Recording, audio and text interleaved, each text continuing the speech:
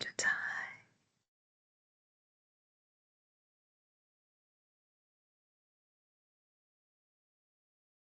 Okay, so today's class is specifically on elasticity. It's actually I absolutely love this topic.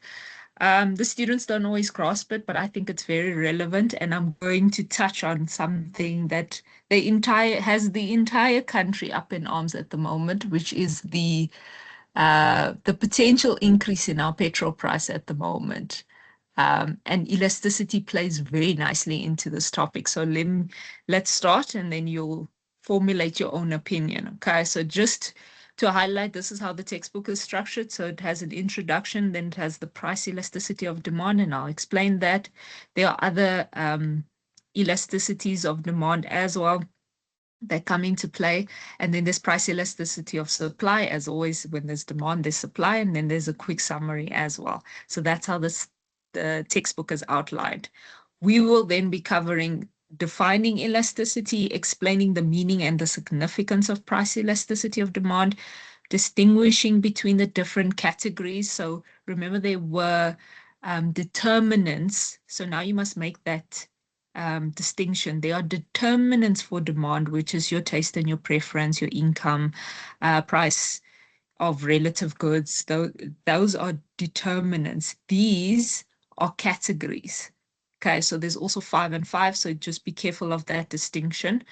Then explaining the determinants. So now it also has determinants. So there's categories, and then there's determinants for price elasticity of demand, but we'll make that distinction in the exam if we want it for just demand or if we want it for the price elasticity of demand. And then we'll define your income elasticity of demand, and then supply. I don't think we'll get to supply today. It will most likely be in the next class. Okay.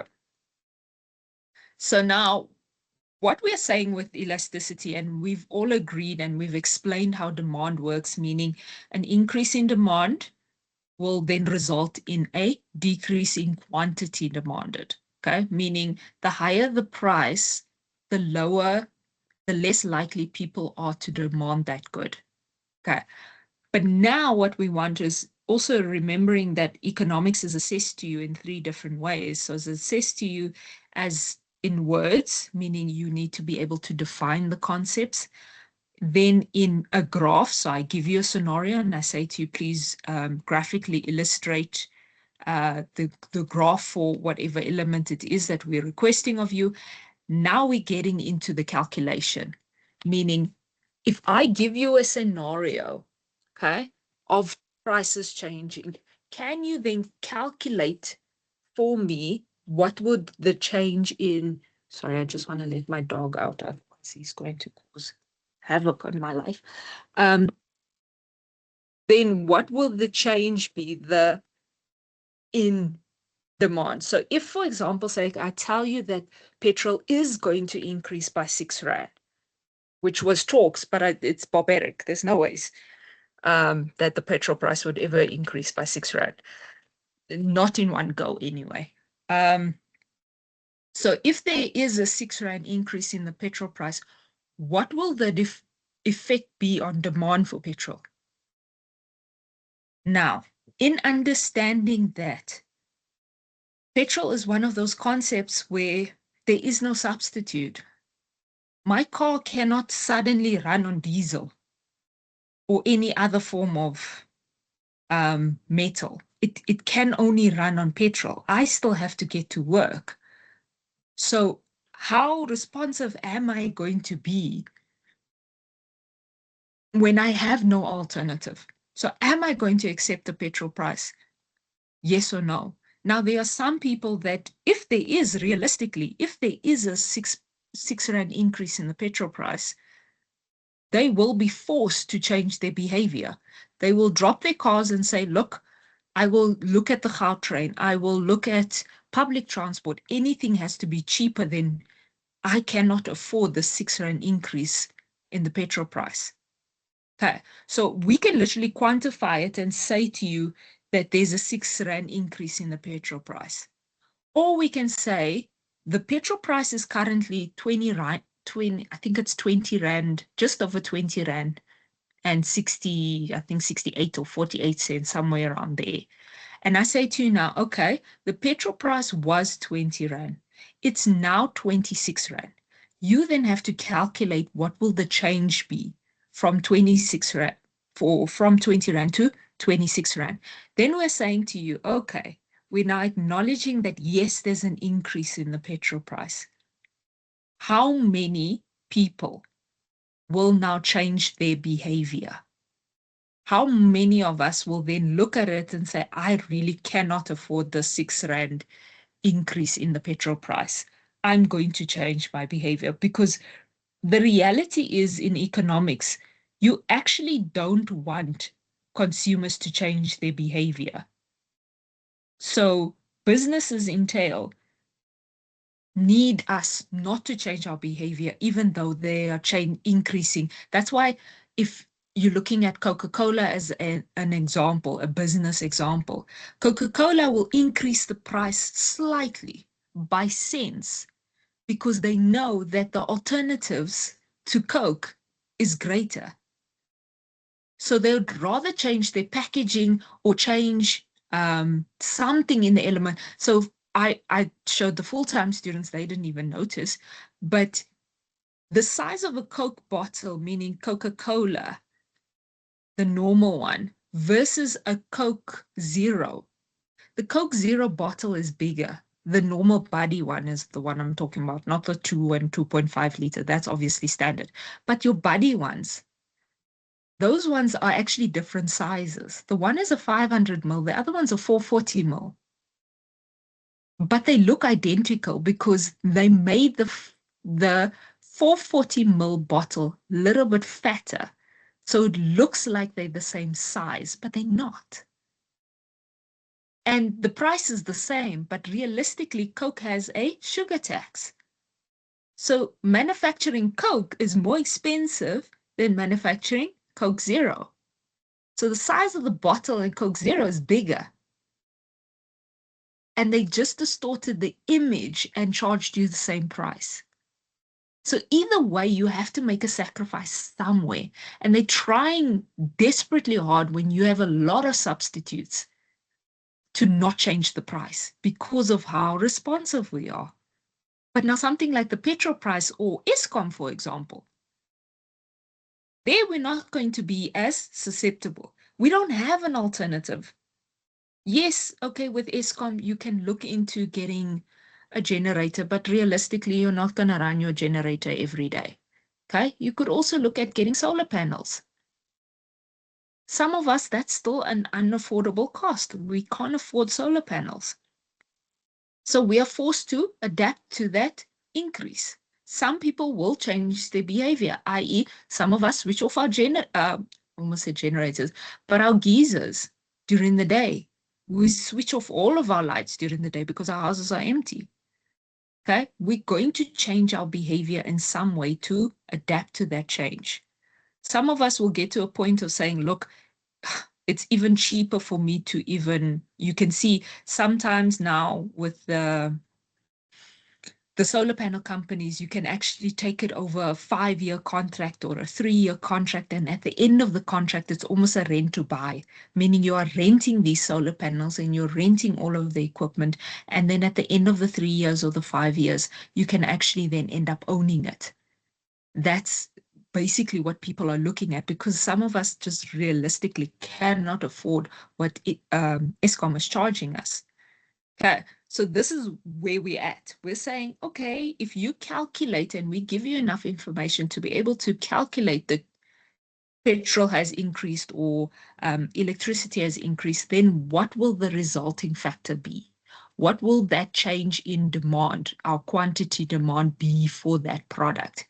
And then based on that number, that kind of gauges and tells us what kind of demand that product is. Okay, so there's two different elements here. You can have elastic, meaning you are more flexible. So usually when it comes to being more flexible about products, you have an elastic demand. That's usually products that have a lot of substitutes, meaning you can change and adapt your behavior. But an inelastic demand, that doesn't have the stretch. Okay, it's inelastic, it's not moving. There you have products, and we then term these products necessities. It's usually some product you cannot live without, you can't change your behavior, and you need that product. Okay. Right, so if we look at, I've now spoken a lot as I always do, but elasticity, we are saying it's the responsiveness. So how responsive are consumers to a change from one variable to another? And it remains price and quantity. Okay, so how responsive are consumers to a change in price? What will our resulting quantity demanded be should the price increase? And we usually try and keep it to a ratio of 1 to 1, meaning for every 1 rand or for every 1% change in the price, what will the resulting change be in our quantity demanded? So if you have an elastic demand, that will be greater than 1. Okay, so for every 1% change in the price, there's a greater than 1% change in our quantity demanded. And then vice versa. So if there's a 1% change in the quantity demanded, what will, and our quantity, or 1%, sorry, 1% change in our price, and there's a less than 1% change in our quantity demanded, we are then inelastic. Okay, so businesses want to be in that less than 1%, meaning less than 1% of the population will change their behavior if you change your price by 1%. Okay. But realistically and store wise and all of this, a lot of the products will fall in the greater than 1 category. That's why they are very hesitant to change the price. Okay. Okay. I talked a lot. Measurement of responsiveness. I have spoken about all of this. Okay. So now we're looking at the determinants again. So the things that influence our demand, but in terms of elasticity. So now I'm saying to you, great stuff. I then explained to you in the beginning, and I said to you, look, what happens if Coke changes its price? Coca-Cola. Okay? To me, I don't drink Coke. I don't like Coke. I like Coke Zero, so it's got no sugar in it. Okay? Now, some people, because sugar has an addictive quality, some people are addicted to Coke. And I'm talking Coca-Cola, right? So some people are addicted. So you can see there, option number 4, habit-forming products. So things like anything that's got sugar that people actually become addicted to. Coffee is another one, okay? Coffee doesn't necessarily have sugar, but people are addicted to caffeine, which means that even if you change your price, because people are still addicted, regardless of the product, they will still buy it. Okay, so habit forming, and that now changes your demand. So now the type of product factors in to your behavior. Okay, if we start at the top and we say luxury versus necessity, remember, a luxury product in economics, nothing, absolutely nothing to do with the quality of the product. We're saying, or even how expensive the product is. We're saying is a luxury is a product you can do without. That's a luxury to us. So anything that's not a necessity will then automatically become a luxury. And 10 to 1, the luxury also falls into the second part. There's usually a lot of substitutes for those products. That's why they become luxuries to us. Okay. So necessity, think products that you cannot do without. How are you going to change your behavior if there's a change in price? Because a lot of us require those products, we're not going to change our behavior, therefore we'll accept the change in price. But if it's a luxury product, meaning a product that either has a lot of substitutes or something you can then do without, if that product changes its price, a lot of us will change our behavior. Okay. Then the portion of our monthly income that we spend on the product, some of us spend exorbitant amounts of money. And I will use the females as an example in terms of our makeup and those kind of things. We spend a lot of money on those things. They change your price Remember, you can technically do without makeup and all of those products, but what is the portion of your income that you're spending every month on these products? Okay. Are you going to change your behavior if there's a change in price? Yes or no? In most of our cases, we will try and see if there's a substitute because, again, makeup has a lot of different substitutes. But again, I like this one because it matches my skin tone and my skin doesn't react. And we all have our reasons for why we pick certain products.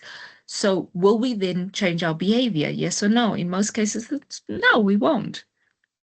Okay, and then I spoke about habit forming, and then again, durability of products is also a big thing in the retail industry. How long something lasts. Like realistically, if I know the quality of the product is good, I'm more likely to buy it. Okay, but if that product now becomes a little bit more expensive, I'll think a little bit harder about whether or not I'm still going to buy it. But I mean, if it's a cheap quality and I know it's not going to last long, I'd rather go and buy the expensive product that I know will last long. Okay. Time period is also how often you end up having to utilize this product. Okay. So again, I said to you, elasticity is now based on the calculation. So I need to know if you can calculate this, great. What does that number then tell me about your behavior? Okay. So you guys don't do a test, so you guys do an exam. In the exam, you will get a formula sheet. But the main aspect here in terms of calculating it is telling me what does this number actually mean. Okay, so the formula for elasticity, and this is just normal elasticity, price elasticity of demand, price elasticity of supply, the different types of elasticity all have different formulas, but the main formula, so we will break the formula down in a lot more detail, is the percentage change in the dependent variable, and that's always, in our context, quantity demanded divided by the percentage change in the independent variable, meaning the change in your price. And remember now, it says change. So for example's sake, if I say there's a 10% change in the price and there's a 20% change in the quantity demanded, that's percentage change. But if I say to you the petrol price was 20 Rand and it's now 26 Rand, you have to calculate the percentage change. So you have to give it as a percentage. That's how it works. So in order for you to calculate something as a percentage, you'll go new minus old divided by old times 100. And that will then give you the percentage change.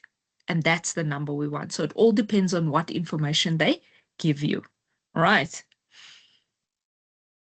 Okay, so now here's one of the basic concepts where I'm saying if prices rise by 10%, so for example, say the petrol price goes up by 10%, what then happens to demand? We acknowledge that any price increase will result in a demand that will fall. But we want to know then, is it going to fall by more than 10%, less than 10%? What will that change be from a demand perspective? So we're saying for every 1% change in the price, will the demand fall by more than 1%, less than 1%?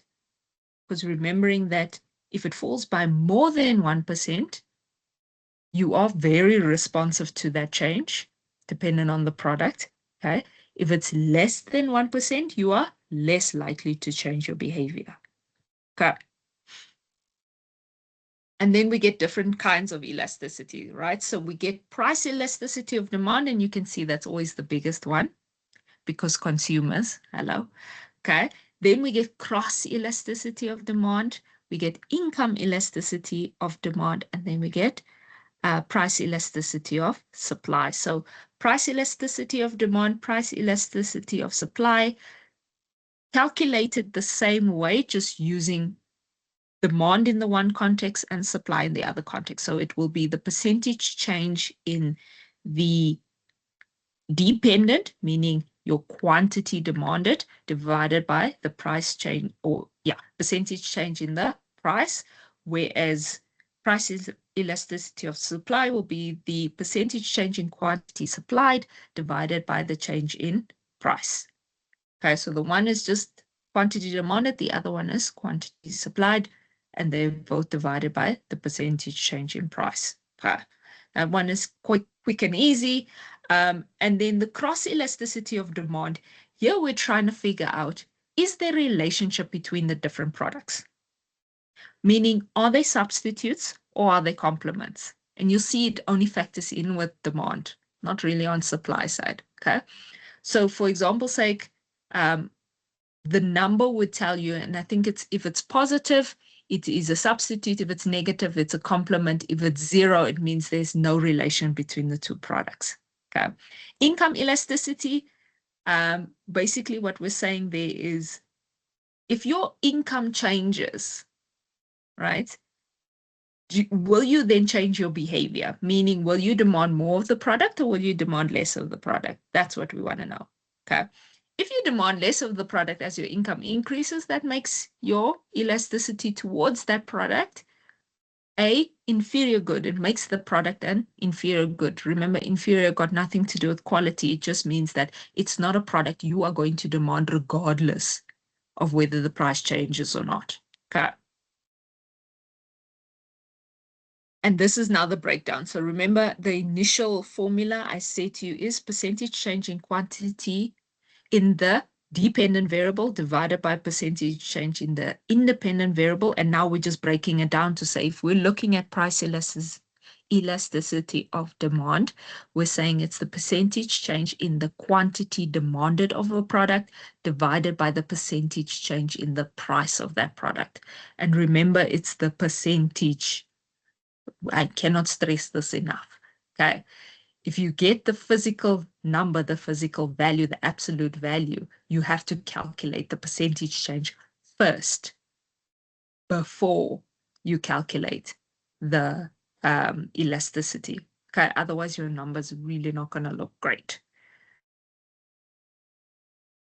Okay. Sorry, my slides jump up and down.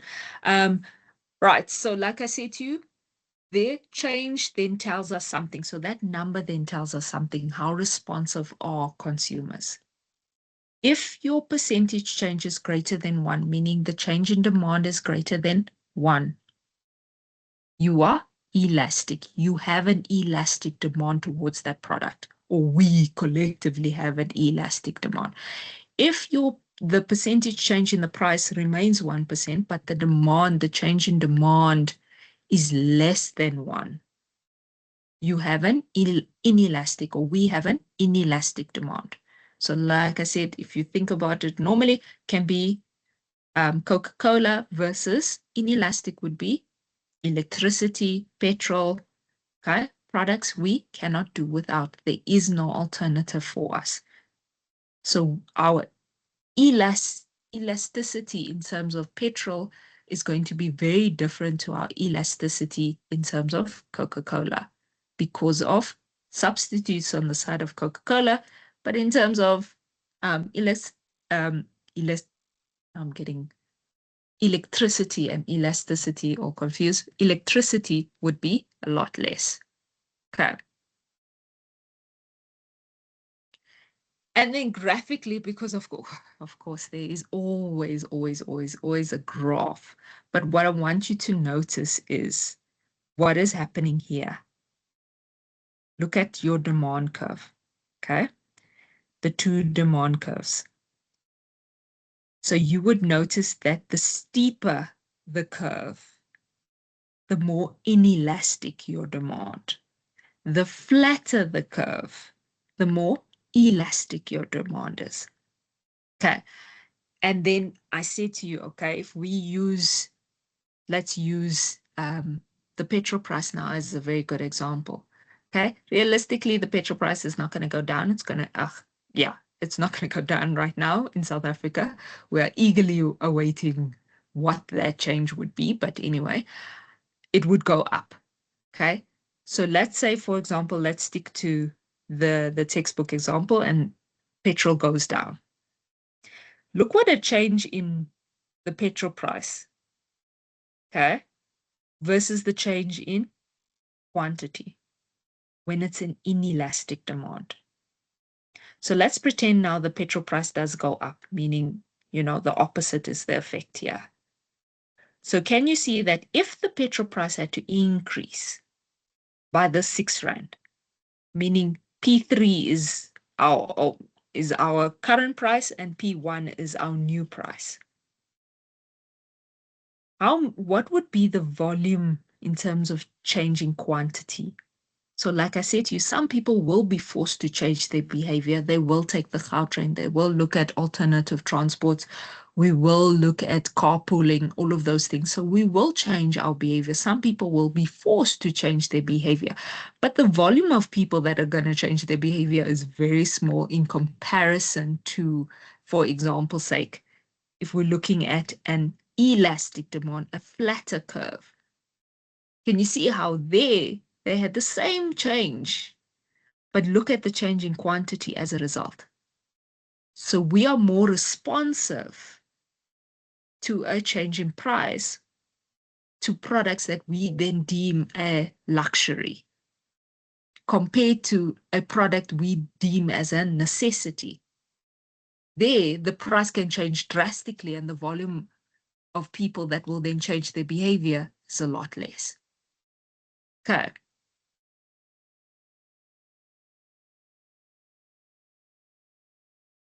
I just gave an example, but I think I've been talking enough about this. So here's literally what I said. Here we have a product, and we use rice because I think it comes from the textbook, where I'm saying the price was 6 rand, it's now 8 rand. Okay. And then at 6 rand, the quantity demanded was 6. But at 8 rand, the quantity demanded is now 2. Okay, so you'll see that these are absolute values. They are not percentage changes. So first you have to calculate what is the percentage change in the price, and then what is the percentage change in the quantity, or in this case, quantity demanded. In understanding that this is the only time that you can ignore the negative sign. Because it's a demand curve, it has a negative slope. You will get a negative answer. But the negative and the positive doesn't factor in. Economics doesn't always make sense, but for the principles of this concept, ignore the negative sign. It will be negative.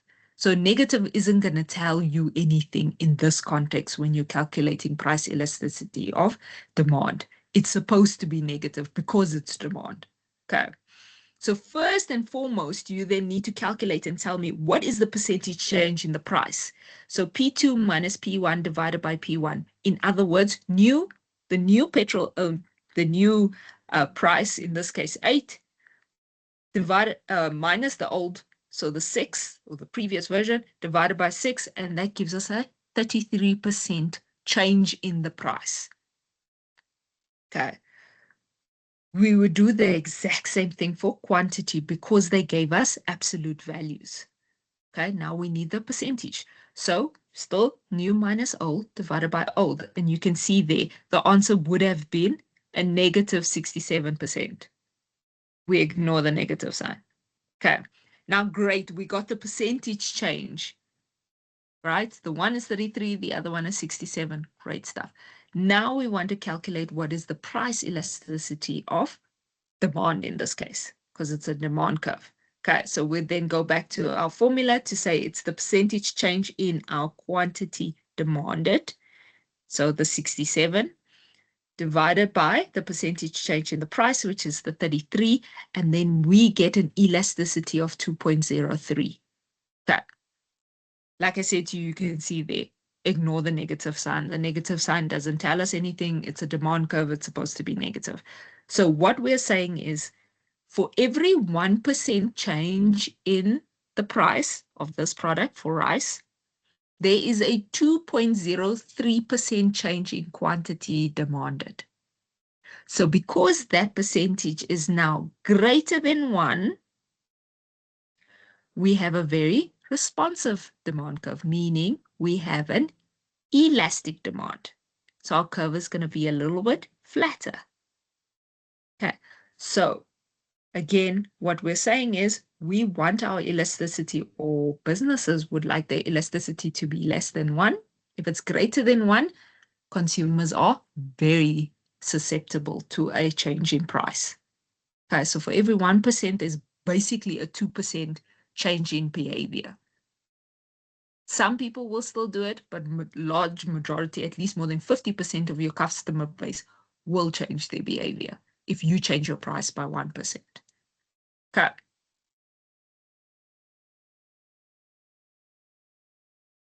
Okay. Then obviously, in economics, we always have the outliers. Okay, so you have perfectly elastic, and then you have perfectly inelastic. So the perfectly elastic is a horizontal demand curve. Okay, and then perfectly inelastic is a vertical demand curve. Do we have products for perfectly elastic in South Africa? We do not.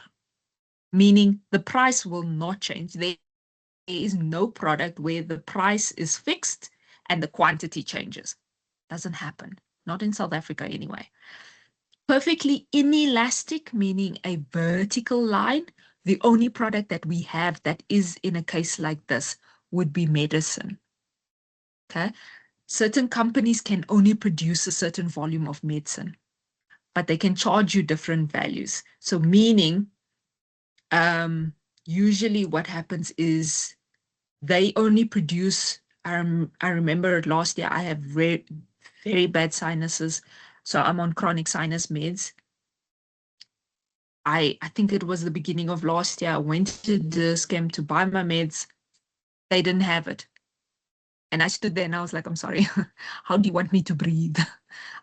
They're like, no, there's something wrong with the manufacturer. Okay, what am I supposed to do? So regardless of the price, doesn't matter. If they don't have it, they don't have it. Okay, then they start giving you alternatives. Then they get to that generic brands. Okay, so the generic brands in medicine is usually the active agent in the medicine doesn't change. The other elements in the medicine, in the manufacturing of the medicine, that's what changes. Okay, so I had no alternative. I had to survive. I took the generic brand, even though I know it doesn't work as well. I probably had to double, if not triple the dose just to survive on a daily basis. But like I'm saying, then they would charge you different prices based on the quantity. But what the company produces is what the company produces at the end of the day. It's fixed. They don't care if you need it or you don't need it. If they don't have it, they don't have it. That's why I said medicine is usually the only one that has a perfectly inelastic demand. Perfectly elastic, a product like that doesn't quite exist. Okay. Oh man, I skipped that. Okay. Then in your textbooks also they break it up and they're saying, okay, your point elasticity of demand, that one looks like the normal price elasticity of demand in terms of the formula. Okay, so it's measured at a particular point, one specific point. You can then calculate the elasticity. Whereas arc elasticity of demand is calculating it based on two different points. And that's why they're saying the point elasticity has a small change, and usually arc elasticity has larger fluctuations in terms of changes. Okay, so they just want you to know the difference. And obviously there's a difference in the formula. Like I said to you, point elasticity of demand, normal elasticity formula, right? So percentage change in quantity, in this case demanded, divided by the percentage change in the price. It's at a specific point. Okay. If you then need to calculate it normally, minus trying to use this formula, you then say it's new minus old divided by old times 100. Okay. If you then want to calculate it manually without using that new minus old, you'll say it's the change in quantity divided by the change in price. Remember, change meaning new minus old, so it's still new minus old, divided by new minus old in terms of the price times the new price and the new quantity. Okay, I think new minus old divided by old times 100 just makes more sense. Okay. Whereas the arc elasticity of demand, larger fluctuations. So you'll see there the formula looks a lot more hectic. But we do make that distinction when they ask the question in the exam to say calculate using the point method or using the arc method. Then it's quantity 2, meaning the new quantity minus the old quantity divided by whether it's the new or the old. The formatting at the bottom really doesn't change. So it's old plus the new, and then you'll do the same for the price. Now be careful, because I completely understand that students use your AI tools and all of that to study. Okay. If you put elasticity into an AI tool, and that can be ChatGPT or whatever the case may be, whichever AI tool helps you study, understand that a lot of those AI tools are American based, and this formula is South African based. So the American formula will then say, still after this divided by 2. That's the American formula. It's not our formula. And I see it a lot with the full-time students where they didn't even realize that the formula is different. Okay, so please just bear that in mind, and keeps your prompts in AI tools are so important, where you have to say in a South African context, especially in economics, because your textbook specifically mentions for South African students. Okay, so that's just something to bear in mind. Right, now we have a bigger concept, and I think I'll end here after this concept, because it's going to take me a minute and a half. So we're saying from a business's perspective, then what do they do with this information? So if, for example, say we go back to the rice, where I said to you, for every 1% change in the price of rice, there'll be a 2%, 2.03% change in the quantity demanded for rice. Okay, great. What do businesses then do with this information? Okay, so they're saying the lower your elasticity, the higher your revenue. So the more that consumers need your product, okay, we have an inelastic demand, the higher your revenue will be, because we can't change our behavior. As compared to a product that has an elastic demand, meaning it is greater than 1, like our rice. Our rice is greater than 1. So for every 1% change in price, there's a 2% change in consumer behavior. That's not what we want. So for every 1% increase in your price, your revenue will fall, realistically speaking, because almost double your customer base will change their behavior. But if you decrease the price by 1%, you'll almost double your customer base. Okay, so that's what we're saying. Okay, great. You guys can calculate the price elasticity of demand. You can tell me that it's an inelastic or elastic, relatively inelastic or relatively elastic demand. Great. What do businesses, what does that mean in terms of revenue? Okay, in understanding that revenue, as with accounting, will always be calculated as price times quantity. So we want to know, in terms of your revenue, will businesses change their behavior now? Also, will they think twice about a change in price because of their elasticity? And if so, what will then the resulting factor be in their total revenue at the end of the day? Okay. And then it gives an example like this, but I don't like to give this example because it really doesn't help you.